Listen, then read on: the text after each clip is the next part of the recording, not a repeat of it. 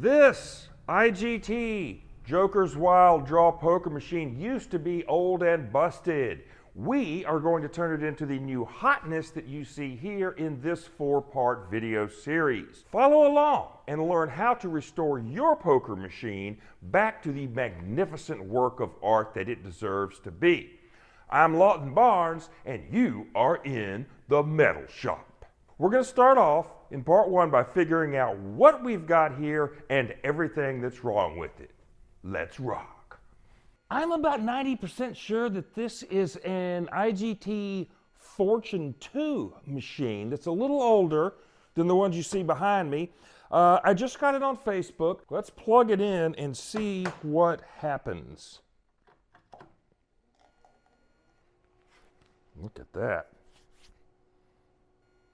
Hey, the lights all came on. And the screen came up with a call attendant error message. Okay, this is not the worst machine I have ever bought. I got this for $75. I did have to drive out to the town of Saltillo, Texas to pick it up. I'm pleased to see that the screen works. The call attendant message is telling me that the MPU board is, it's functional. There's some problem to be resolved. I really like that this has the Caesars logo in the glass on it. And if you look way down here, it even says copyright Caesars Atlantic City, which is pretty neat because I've always thought most of these machines came out of Vegas, and kind of always wondered how they ended up here in Texas. Another thing is that the lowest hand that pays out is 2 pair. This is not a jacks or better machine. My understanding is that when video poker first came out, that was the common pay table. Was 2 pair was the minimum hand you needed to hit for a win, and the machines weren't very successful. And when they went to the jacks or better function, that's when it really took off with the gamblers and became the phenomenon that it is today. We have a sticker here showing that to play this machine, insert bill here with an arrow on it, and then there's nowhere to put a bill. So I think at one time there was a sidecar bill validating machine over here, and that explains why you have all this duct tape. Boy, somebody really liked duct tape. There's more of it over here. And so I've got some cleaning to do. The buttons are okay, I suppose. There's a bunch of tokens in the coin drawer here. I would definitely prefer to use quarters with it. So, okay. Now, things are getting interesting. When I opened the door, we got a low battery message. And I think the first step in repairing this machine is going to be to resolve that low battery issue and see what happens after that. Another thing worth mentioning is that we do not have a jackpot reset key. This is the keyhole here. I don't have a key that fits it, and someone has, in the past, pulled the wires off of it. They're dangling inside here. I should be careful where I put my hand. I should also get a better flashlight. The jackpot reset key fits way up in here. I'll show it to you later. But I don't know that we're going to be able to get another key. And to be clear, I'm talking about this. This is the jackpot reset key that is found on all of the other machines I have. It uses this little brass key. It's a momentary contact switch, and this is what they use when they need to check the machine statistics or pay out a hand pay after a jackpot. So I had been hoping to put that part into this machine. It could be challenging. We may have to improvise a little bit. Again, I'm still working on the assumption that this is a Fortune 2. It's a little unfamiliar to me. Let's look a little closer into here. This coin mechanism right here is a mechanical coin mechanism. This is more common of what you would have found in pinball machines and arcade games of the time. This is a 1986 era machine. If you need to order one of these, note that it has 4 prongs sticking out of the sides. It's going to go into these 4 prongs in this housing. And I point that out because a lot of times if you get one of these out of an arcade machine, it may only have 2 prongs on it. Okay, so we think we have the coin mech in the right place. This hopper is interesting to me. It looks to be functionally the same as the hoppers in the Player's Edge machines. This rubber piece in the center here is called the agitator, and that's very badly worn. This still looks extremely similar to the hoppers that were used in the later machines. I'm going to do a quick test. This is a coin hopper out of a Player's Edge. It has the same plug on the back of it. It fits down into these rails. And as far as I can tell, that might be an exact match. Cool. The other thing I wanted to check was the monitor. It works. It doesn't work great, but it does work.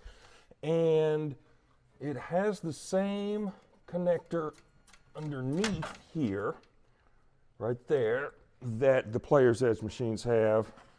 But with this one, this monitor is built by the RGB Corporation, RGB Display Corporation. That's a new one on me. All of my other machines have monitors that were made by the Sironix Corporation. Oh, look, this monitor once upon a time was in the Rebel truck stop. Yeehaw! Hey, Cooter, go get me a Natty Light and some Slim Jims. If you need an owner's manual for your poker machine, I buy these so that you don't have to. You can go to metalshop.poker, and I have scanned in all of the IGT owner's manuals from the Player's Edge series, the Fortune 2 series, quite a few others, and posted them online for you to download for free. Just sign up with an email address at metalshop.poker, and I won't even send you any spam about it. A couple other things. This upper light housing is looking pretty fragile. This may have warped or gotten brittle over the years. Button wiring looks good. There's a few things in here that I honestly don't know what they are. I have no idea what that is. That could have gone to a bill validator. Sometimes poker machines will have networking hardware in them, like a modem that's used for progressive jackpots or having a Players Club card. This machine kind of predates Players Club cards, but that bill validator could have been installed at the Rebel truck stop. So I'm not sure exactly what all that wiring is, but let's pull this board and find the battery that needs replacement. And it's going to be this top board. You can see it looks like a AA battery that's white up in there. And I'm just going to yank this board out and take it gently over to the electronics bench. Time out, time out. Okay, when I was editing this very video, I got an email from a viewer who said that he was trying to remove his circuit board and it wouldn't budge and he was afraid of breaking it. Well, me too. My upper circuit board just slid right out, but the lower one felt like it was held in there with crazy glue. There's no hidden screws. It should just slide out and pull directly towards you. And if it doesn't, you're probably just dealing with old age, rust, spilled beer. I don't know what people put in these things. But the way I got mine out is I just used a small pry bar. I got it up under the lip of the aluminum tray, not the circuit board, duh. And I just gently applied pressure until it broke free. And then when I went to reinstall it, it was loose and it didn't fit in quite right, and I just had to give it a few firm taps with my fist to get it reseated correctly. So we're dealing with antiques here. Go slow, be gentle, and like my grandpa used to say, if it don't fit, don't force it. We're going to see if we can replace that battery.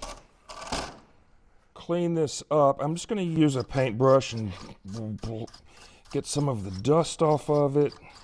This is the battery that needs to be replaced. It is a 3.5 volt lithium battery, and I am fortunate enough to have some replacements. That looks like a modern replacement for the exact same part.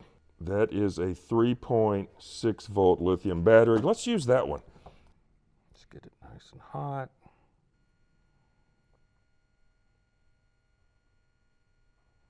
Ta-da!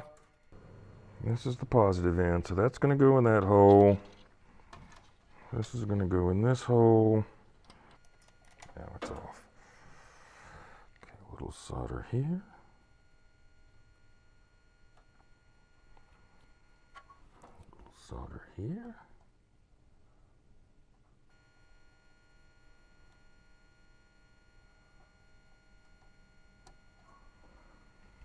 I'm calling it a day. I think we have a new battery in, and I should quit messing with it.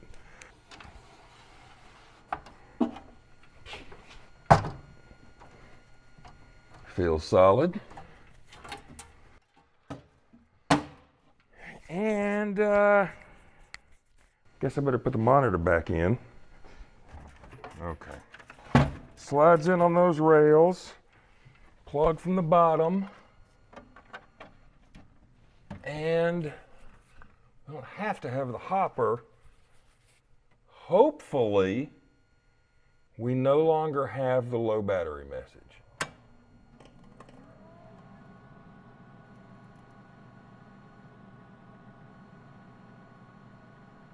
Look, it's got cards, and they're all jacked up. Well, yeah, I guess that's an improvement. Before it was just a blue screen. And we've got scrambled data. Wow. We still have the call attendant message. And we have the self-test button here, which ain't doing nothing. Cursor, oh, cursor, whoa, whoa, whoa, look at that. Okay, so I just hit the cursor advance button, and that looks great. And it also doesn't look at all like a Fortune 2. It looks a lot more like a Player's Edge Plus. And I say that because it has this dark blue box behind the pay tables. That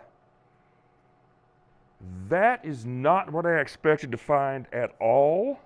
So it was later confirmed that this is, in fact, an IGT Fortune 2 board set with custom graphics chips for Caesars. And when we come back in part 2, we're going to clean this machine up, we'll run it through all of its self-test functions, and we'll figure out what we need to fix next.